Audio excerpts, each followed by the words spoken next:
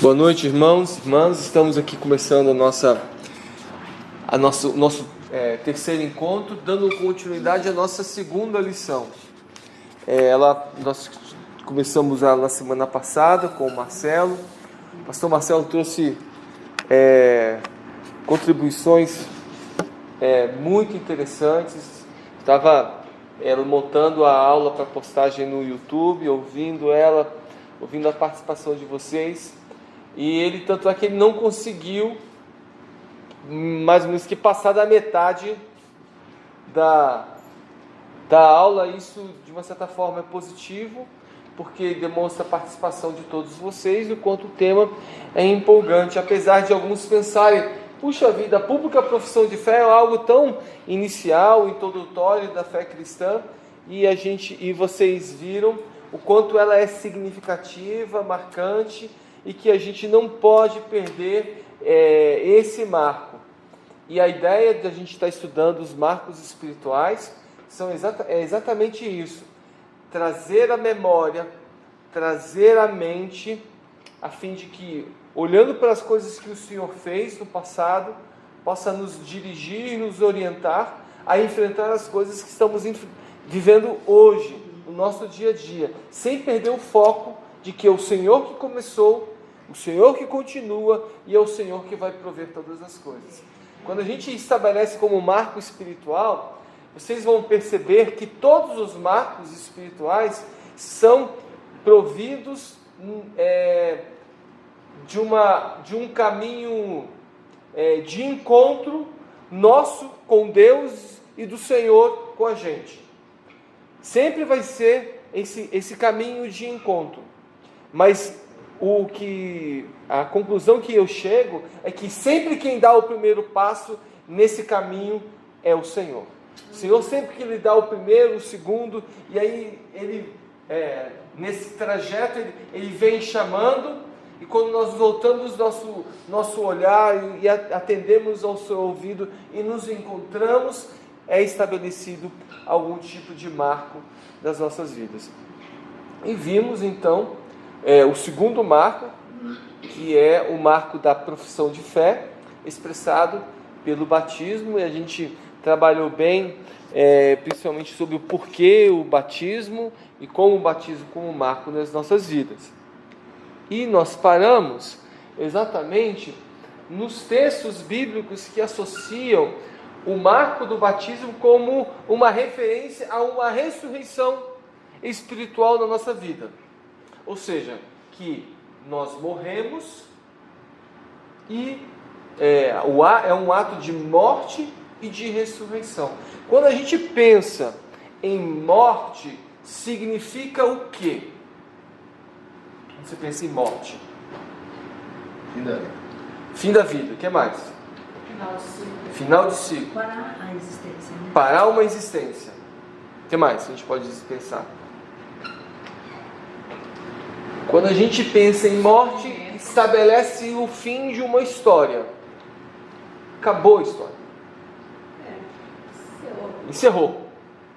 Só que, quando nós pensamos que existe uma ressurreição, é que acabou uma história, então agora vai começar uma nova história, uma nova vida. E essa é a imagem que o batismo, como um ato de profissão de fé, estabelece. Que nós estamos estabelecendo para o Senhor. Eu quero começar uma nova história na minha vida. Isso tem que estar muito bem definido. É um novo caminho, Senhor, que eu quero estabelecer.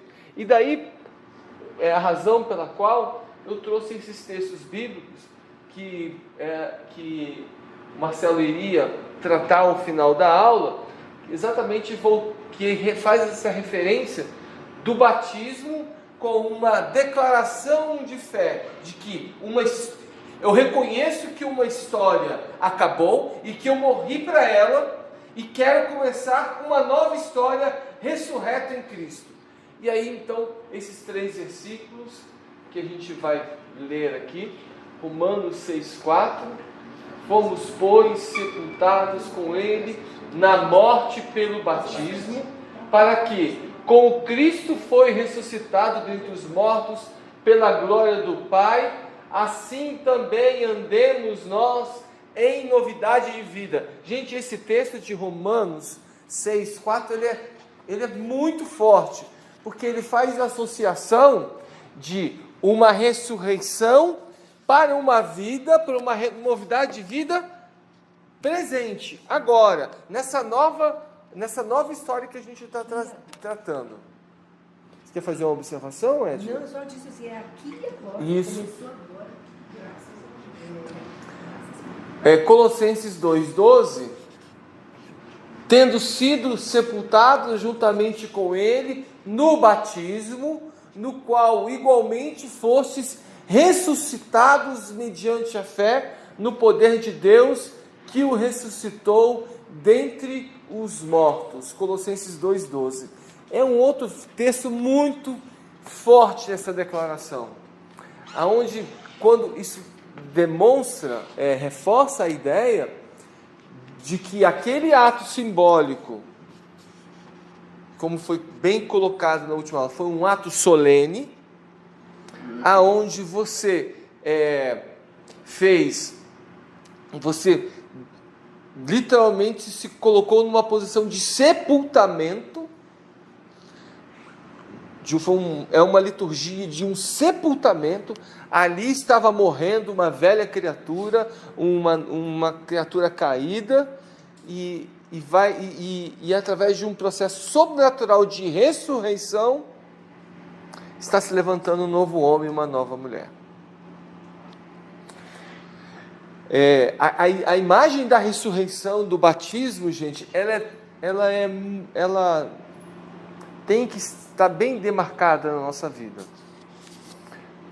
Porque tanto o apóstolo Paulo, tanto em Romanos quanto em Colossenses, ele foca de que a ressurreição de Jesus, o ato dele ter ressurreto dentre os mortos, ela tem uma relação direta com o resultado do batismo. Quando você sai das águas, após aquela pública declaração de fé, aquele homem e aquela mulher que está se levantando das águas, tem a mesma natureza, tem a mesma identidade que o Senhor Jesus ressurreto em Cristo. Aquela imagem de Jesus ressurreto. Eu tive a sensação de que tinha alguém entrando ali pela porta. Eu tive. Você também teve? É o anjo do Senhor mesmo.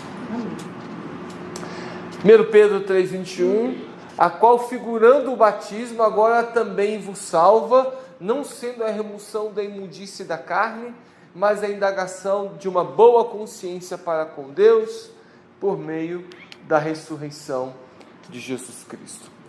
Sobre esses 3 versículos, alguém gostaria de fazer alguma observação? Pois não. Eu quero fazer... Sim, pois não, Edna. Aquela coisa do batismo ser por imersão, etc., ou simplesmente jogar água na cabeça. Sim. Simbólico, né? Existe o simbolismo. Sim. O que eu quero dizer é que, para mim, isso de ser sepultado com ele na morte pelo batismo, para mim passa muito que é realmente um batismo por imersão. Ah, sim, a imagem de ser um batismo por imersão. A ideia do batismo por imersão é a concepção mais, vamos dizer assim, clássica, que podemos dizer de batismo. A própria palavra do grego batismo dá essa ideia de imersão. Mas toda expressão batismal, digamos assim, ou manifestação de batismo, ela é legítima, ao meu ver. Tanto o batismo por aspersão, quanto o batismo por efusão, que são os 2 outros tipos de batismo que existem. O de aspersão, aquela com um pouquinho de água na cabeça, que vai e molha, né?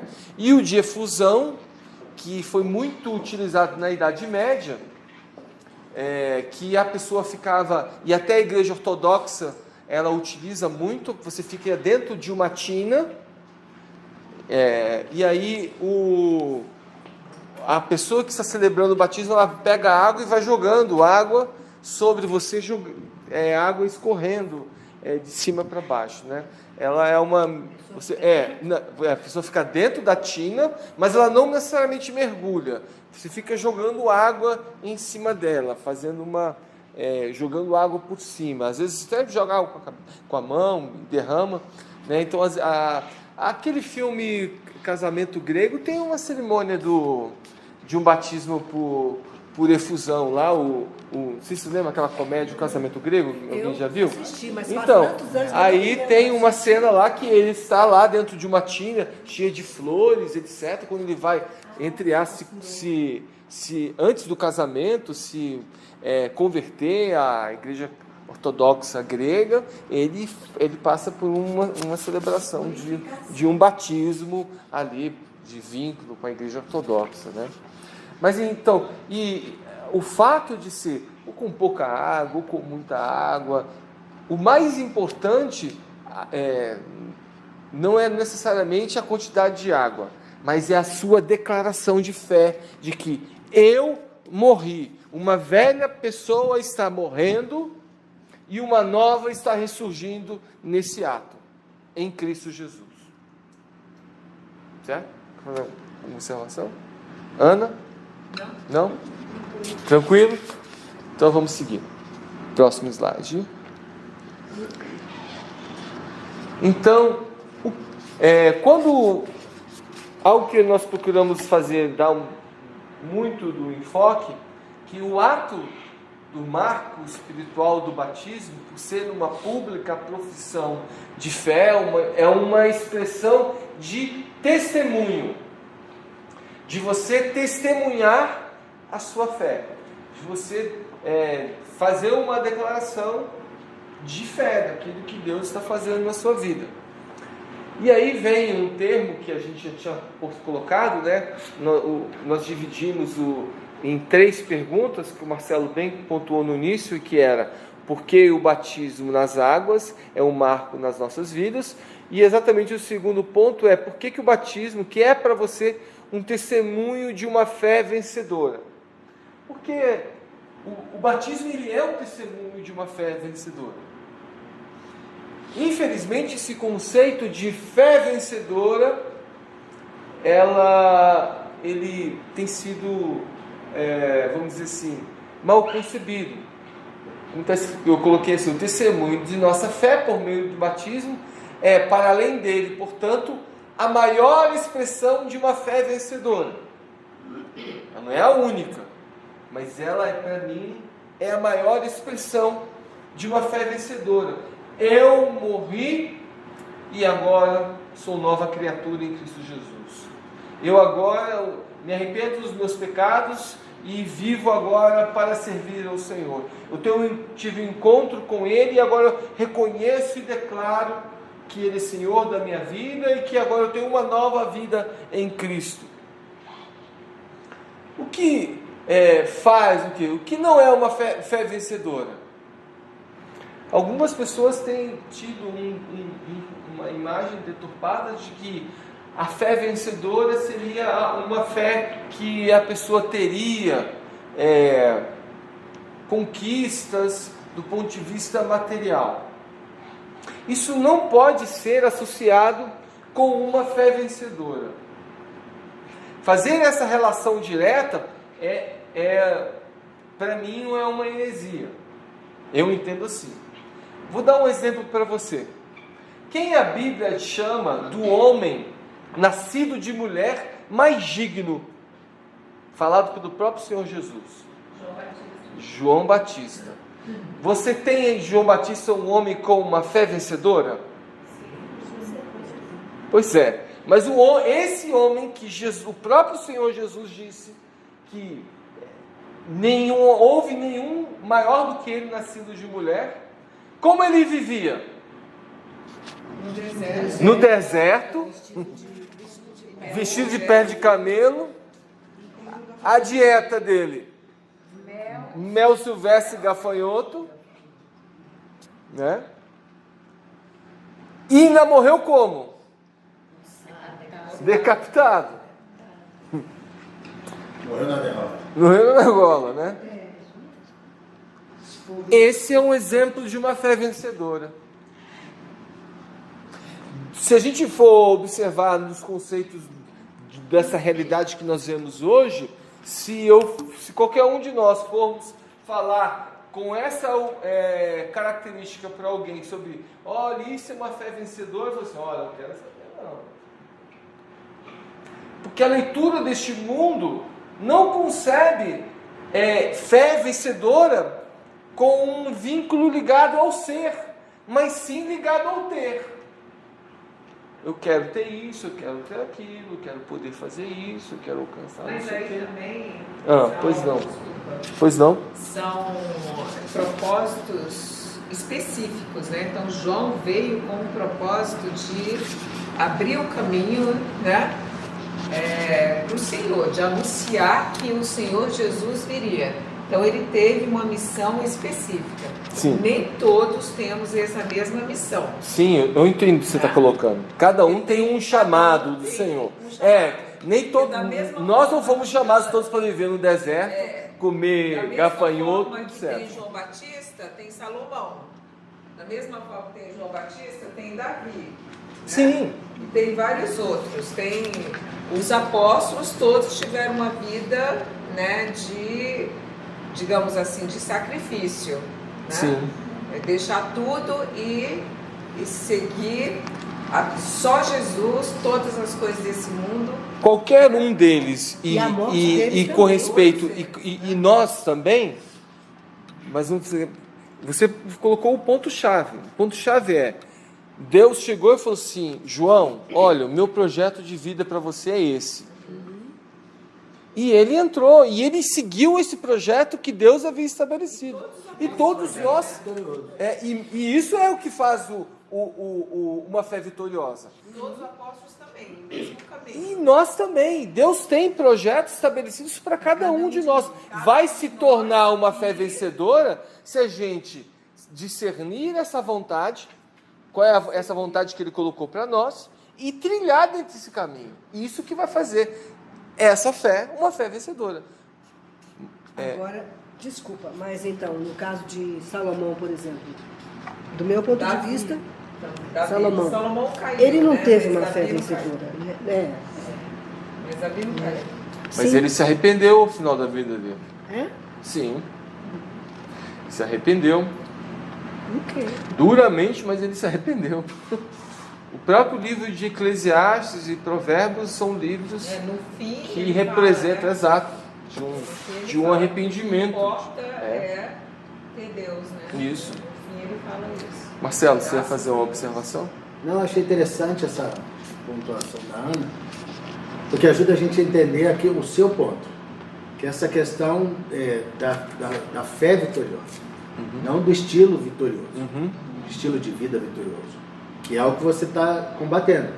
Para alguns na sociedade, ter uma fé vitoriosa é ter um estilo de vida vitorioso. Isso, exatamente. Mas na verdade, o estilo de vida vitorioso do cristão é baseado na fé vitoriosa, em Cristo. Em Cristo. E só por meio de Cristo, na obediência. Então, em obediência a Cristo, eu passo a ter uma fé vitoriosa e passo a ter um estilo de vida também vitorioso, ainda que a gente enfrente algumas situações adversas da vida, que é o que combate a sociedade. Um cristão está passando aos olhos dela algum perrengue, não pode ter uma vida vitoriosa, uma vida abençoada. É a questão de muitos... Essa é a leitura, né? Exatamente, essa leitura. Tipo assim, Deus não pode estar com você, porque você está passando um perrengue desse, ou então Deus não me ama, porque eu estou passando uma luta dessa, porque é exatamente aquilo que você falou, é o ter, não o ser. Né? Mas quando o ter vem por conta do ser, isso é diferente de ter e dizer que é ser. Isso mesmo. Alguém?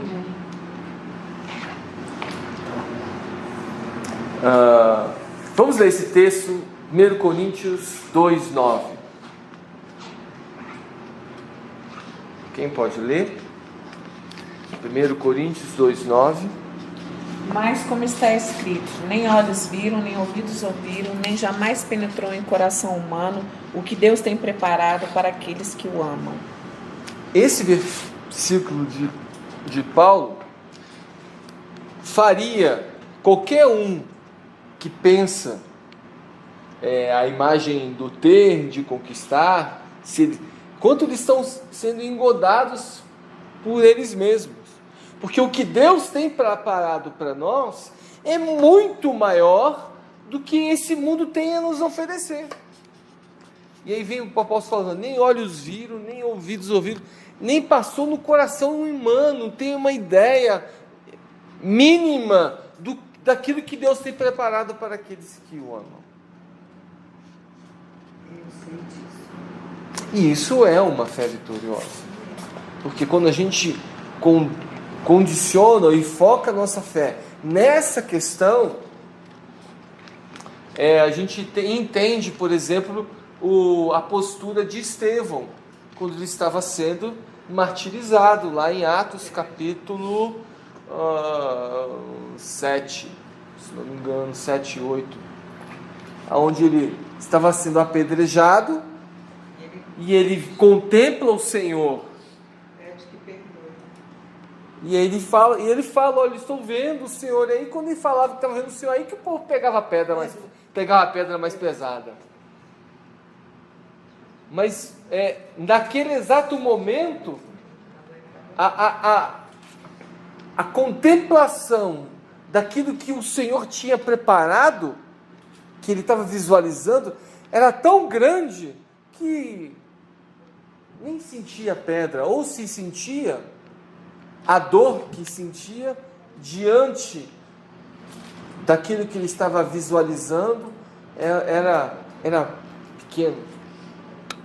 Eu não vou dizer que ele não sentia dor, porque eu acho que ele sentiu a dor mesmo, Mas sentiu a pancada. Sabe o que eu acho? Mas, já vou dizer a palavra, Desculpa. mas eu acho que a dimensão daquilo que ele estava visualizando era tão grande que a dor não era nada. Sim, A pois impressão não. que eu tenho é como se o Espírito Santo anestesiasse a pessoa. Ah, sim, eu também creio. Eu tenho essa impressão eu tenho essa imagem. Eu tenho talvez essa imagem. Eu acho que não. Porque na Mas- anestesia, não. Mas eu já viajei bastante em cima Eu acho que disso. Deus é misericordioso. Eu acho que você entra numa dimensão tão, Mas eu não acho que sabe, não sei. Não, é como se, eu não estou dizendo que é uma anestesia, estou dizendo que é Só vendo o o momento. sentimento que eu tenho que é como se é. Só vendo pra... Eu acho Pode que eles contar, sentiram por toda a dor que Jesus sentiu. Uhum. Jesus sentiu. Mas eu acho que tem uma perspectiva de algo Exato, maior. exato. Então, por causa dessa perspectiva, Sim. né, a pessoa Sublima pode isso tudo. sublimar tudo Uhum. isso. É como uma mãe, né, que tem que fazer certas escolhas. A mãe sacrifica tudo por um filho. Isso. Né? Mas claro que ela sente. Exato. Mas o amor da mãe pelo filho é tão maior que, né, ela... Pois não. E pode ter acontecido, que a gente a Bíblia não relata, Aham. quantas pedradas ele tomou antes de morrer. Ele pode ter morrido na primeira. Sim, Viu o céu, levou a pedrada, pum, acabou. acabou. O resto foi só chuva de pedra. Pode mesmo. Entendeu? assistindo Que é graça de Deus também. Isso. Também. Deu uma pedrada fatal, livra ele de ficar sofrendo pedradas. Mas não quer, isso também não está relatado. Sim. Né? A gente fica com um relato bíblico que diz que ele foi apedrejado. Eu concordo com a Ana que tem que ter um espaço para o sofrimento, tem que ter um espaço também para essa sublimação da fé. Uhum. Eu acho que o texto deixa claro que na hora que ele vê o Cristo lá, é um negócio que para ele já conectou com a eternidade. Já. Com Né? certeza. E ali, e tanto que ele intercede ainda, Pelos seus algozes. mas o texto acaba aí. Não quer dizer que ele não tenha sofrido as dores das pedradas. Eu vou pegando o exemplo da Ana, sobre mãe, por exemplo. Eu me lembro quando os meninos pequenininhos aí choravam de fome de madrugada, tinham que amamentar. Aí vai dizer que a mãe não sentia sono? Sente, claro. Vai bambeando, mas vai com sono, vai cansada, vai bocejando, e vai e bota o pequenininho lá para mamar. Gêmeos, hein? Não é não? difícil. vai do jeito que for. Vai dizer que, não, eu perco até o sono. Nada. Aí diz quanto cutuca assim com o marido. Marcelo, me ajuda. Aí a gente, homem, né? Mas a mãe não tem para onde fugir.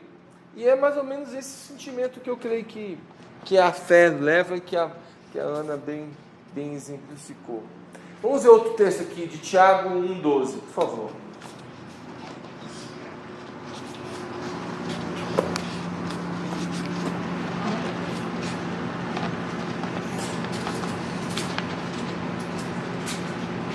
Pode ler. Tiago 1,12. Bem-aventurado o varão, Como que é? bem-aventurado o varão que sofre a tentação, porque quando for provado, receberá a coroa da vida, a qual o Senhor tem prometido aos que o amam. Essa Bíblia não é convertida.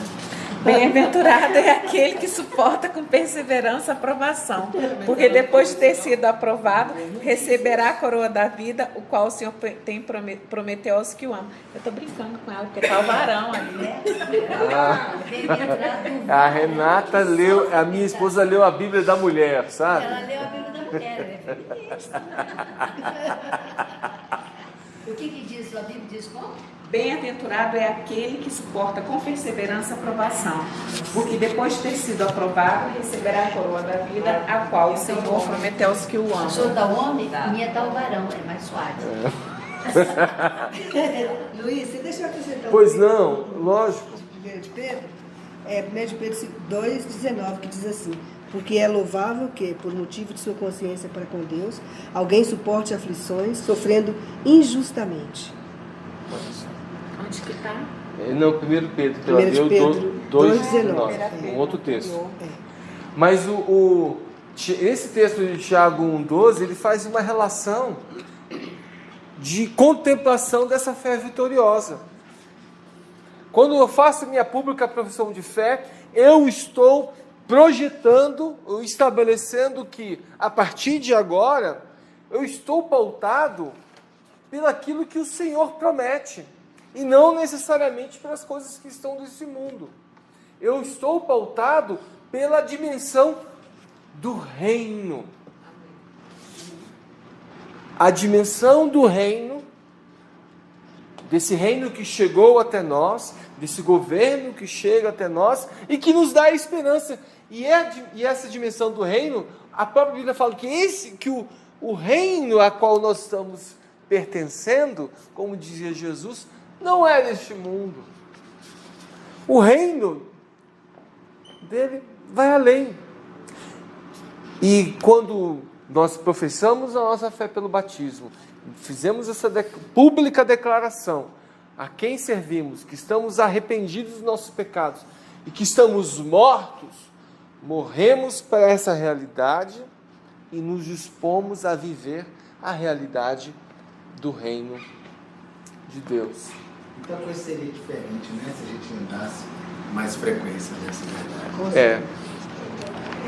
Porque quando a gente está passando por algum tipo de provação, aflição, dor, enfermidade, isso traz esperança. Com certeza. As temáticas que quando você vê, pega a Bíblia, das cartas de Paulo aos Tessalonicenses, ou a própria carta aos Hebreus, são manifestações, porque eram igrejas que estavam passando por situações de perseguição e opressão por conta do Império Romano, mas ali são apresentadas expectativas de esperança. Olha, lembra, você quando fez a sua pública profissão de fé, quando você fez aquele marco no batismo, você morreu para essa realidade. Seu foco agora é esse reino. Você tem que esperar por ele, buscar por ele, andar por ele, ir na direção dele, porque o que ele tem a nos oferecer ainda é muito maior do que esse mundo pode oferecer. Isso traz consolo, traz esperança, traz conforto. de que esse Senhor que começou uma boa obra, transformando as nossas vidas, Ele vai continuar fazendo por nós.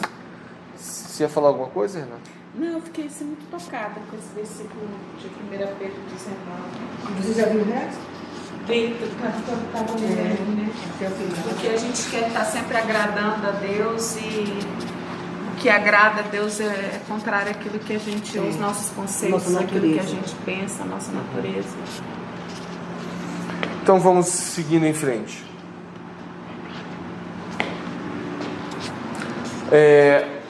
Então, o que seria um testemunho de uma fé vencedora? Deve ser um testemunho associado às coisas que Deus fez em nossas vidas, principalmente quanto à salvação. Se você, sempre que você tiver em mente aquilo que o Senhor fez na cruz, toda a disposição do Senhor na cruz, desde seu esvaziamento da sua forma divina, como Paulo fala em Filipenses 2, a tomar sua forma humana, a viver como nós, a viver entre nós, a padecer por nós, da forma como Ele padeceu. Quando a gente tem essa leitura dessa obra redentora, do que Ele fez pela gente, isso traz esperança. Esse Senhor que fez isso e morreu na cruz e me ofereceu a salvação, Ele vai continuar fazendo. Isso traz consolo. Isso abre uma nova perspectiva. Geralmente a palavra vitória é citada no Novo Testamento associado diretamente à condição conquistada pelo ato do batismo e não por bênçãos materiais. Vamos ler esses dois versículos, esses dois trechos. 1 Coríntios 15, 54 a 57. E 1 João 5, 4. E quando este corpo corruptível se revestir de incorruptibilidade, e é o que é mortal se revestir de imortalidade, então se cumprirá a palavra que está escrita: tragada foi a morte pela vitória. Onde está, ó morte, a sua vitória?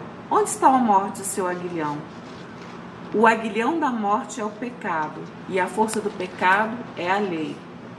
Graças a Deus que nos dá a vitória por meio do nosso Senhor Jesus Cristo. Amém. 1 João 5, 4.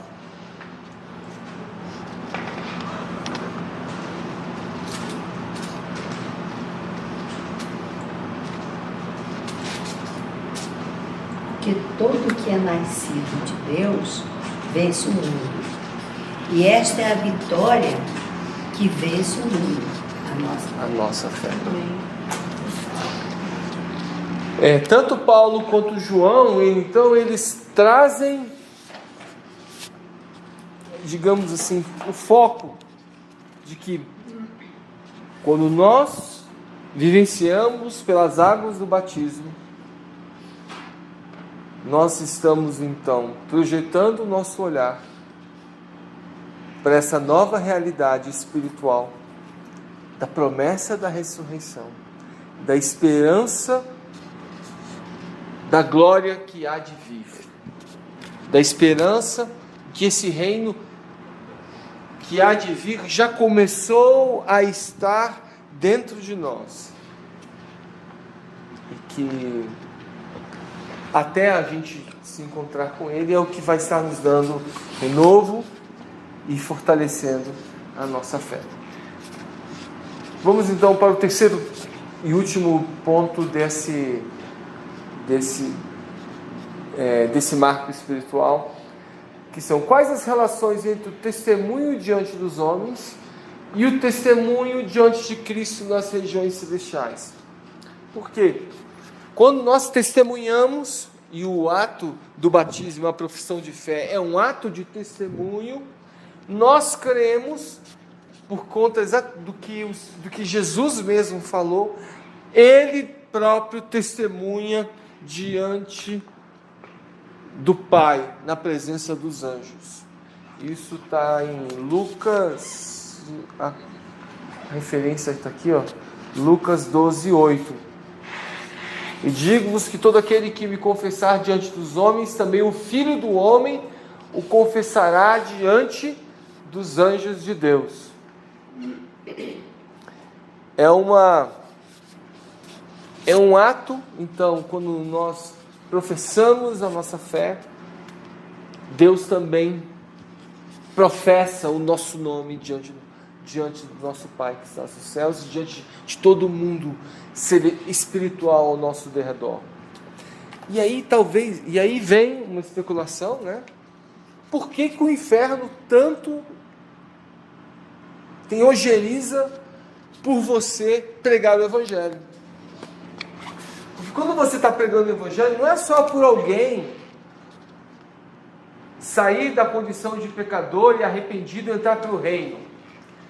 Quando você está pregando o Evangelho, Jesus está falando para o inferno: você está derrotado, você foi destronado, eu pisei na sua cabeça.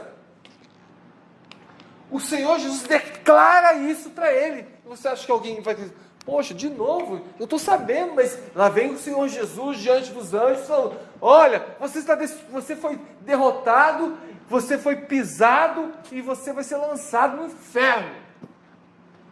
Essas são declarações espirituais, das regiões espirituais, que eu creio que quando nós estamos expressando a nossa fé, quer seja pelo ato do batismo, quer seja quando nós continuamos a expressar essa pública profissão de fé para as outras pessoas, falando do Evangelho para elas, que ocorre no mundo espiritual. Ele não só, se aquela pessoa se converte, perde alguém que estava associado ao reino das trevas, mas só o fato dele estar ouvindo aquela pessoa, ao mesmo tempo o inferno está ouvindo a sua declaração de vitória, de derrota, pela boca do próprio Senhor Jesus Cristo. Colossenses 2:11-15 faz essa locação. Também nele estáis aperfeiçoados, ele é o cabeça de todo principado e potestade. Nele fostes circuncidados, não por intermédio de mãos, mas no despojamento do corpo da carne, que é a circuncisão de Cristo, tendo sido sepultados juntamente com ele no batismo, no qual igualmente fostes ressuscitados mediante a fé no poder de Deus que o ressuscitou dentre os mortos. E a vós outros, que estáveis mortos pelas vossas transgressões e pela incircuncisão da vossa carne, vos deu vida juntamente com ele, perdoando todos os nossos delitos, tendo cancelado o escrito da dívida que era contra nós e que constava de ordenanças, o qual nos era prejudicial, removeu-o inteiramente, encravando-os na cruz, despojando os principados e as potestades, e publicamente os expôs ao desprezo, triunfando deles na cruz. Então, quando nós estamos falando, pregando o Evangelho, expressando nossa pública profissão de fé para alguém, declarando aquilo que nós cremos, a decisão que nós tomamos por Cristo Jesus, como falamos do Evangelho e do amor de Cristo, o Filho está expondo os principados e potestades publicamente ao desprezo. Ao desprezo. Por isso que o inferno não gosta que você pregue o Evangelho. Então o que nós temos que fazer? Pregar mais. Temos que pregar mais. Porque quando nós não estamos então pregando o Evangelho ou expressando nossa pública profissão de fé, a Bíblia fala que estamos tendo uma postura de vergonha. E aí o próprio Senhor Jesus coloca também o outro lado. Aqueles que tiverem vergonha dele, da mesma maneira, eu ouvirá: olha, eu não te conheço. Vamos seguir em frente. Então, como estava falando, o testemunho de Jesus na presença do Pai a nosso respeito, fruto do ato do batismo, desencadeia resultados espirituais. Vou tirar o D ali depois. E aí vem, eu gostei o Marcelo colocou lá, compromisso público. Pá! Né? Toda vez que você pregar o Evangelho, tem um compromisso de Deus, que Ele vai estar testemunhando. Jesus vai estar testemunhando diante do Pai. Que nem o Celso Russomano, lá, que bota lá a televisão, pá, bota compromisso público, né? Isso, exatamente, compromisso público de Jesus. Que Ele vai fazer isso. Conclusão. Todas as vezes que também testemunhamos a nossa fé aos homens, somos relembrados do que o diabo não tem nada mais contra nós. Amém? Amém. Portanto, todo aquele que se vê diante da opressão do inimigo deve fazer do ato de testemunhar a fé como uma arma espiritual. Quando testemunhamos publicamente a obra de Jesus em nós, Ele testemunha sobre nós de quem somos participantes de seu batismo. O ponto aqui, eu vou tirar, tá? Então, aqui é uma vírgula.